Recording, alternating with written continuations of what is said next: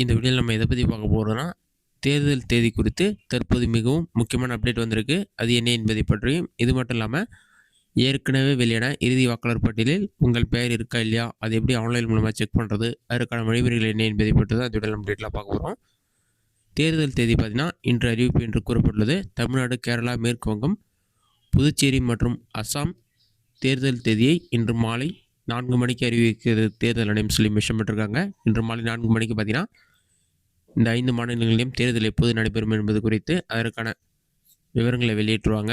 அடுத்ததாக இறுதி வாக்காளர் பட்டியலில் உங்கள் பெயர் இருக்கா இல்லையா, அது எப்படி ஆன்லைன் மூலமாக செக் பண்ணுறதுன்னு பார்க்கலாம். இதற்கு பார்த்தீங்கன்னா ஃபஸ்ட்டு உங்கள் மொபைலில் ஏதாவது ஒரு ப்ரெசர்வ் பண்ணிக்கிங்க. அதில் கூகுள் சர்ச்சில் போயிட்டு ஓட்டர்ஸ் இசிஐ ஜிஓவின்னு சொல்லி டைப் பண்ணுங்கள்.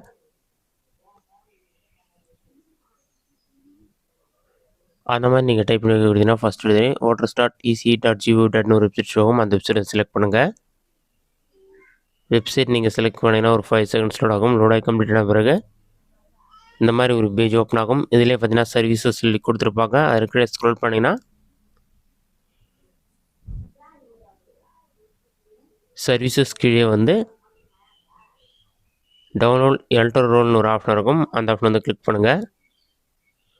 அது நீங்கள் கிளிக் பண்ணிங்கன்னா ஆட்டோமேட்டிக்காக நெக்ஸ்ட் பேஜ் ஓப்பன் ஆகும். நெக்ஸ்ட் பேஜ் ஓப்பன் ஆக வெயிட் பண்ணுங்கள்.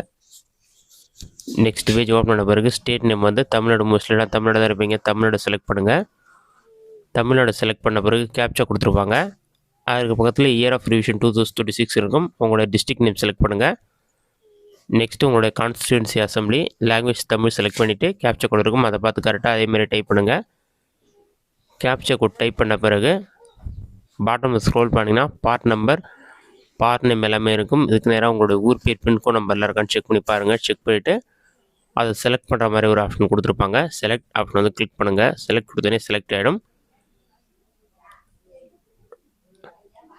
டவுன்லோட் செலக்டட் பிடிஎஃப்னு இருக்கும். அதை கிளிக் பண்ணுங்கள்.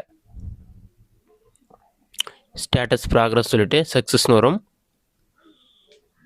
ஒரு 5 to 10 செகண்ட்ஸ் லோட் ஆகும். லோட் ஆகி கம்ப்ளீட்டாக வெயிட் பண்ணுங்கள்.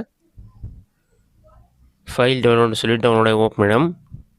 டவுன்லோடை ஓப்பன் பண்ண பிறகு வாக்காளர் பட்டியல் 2026 இருக்கும். அதற்கு கீழே பார்த்தீங்கன்னா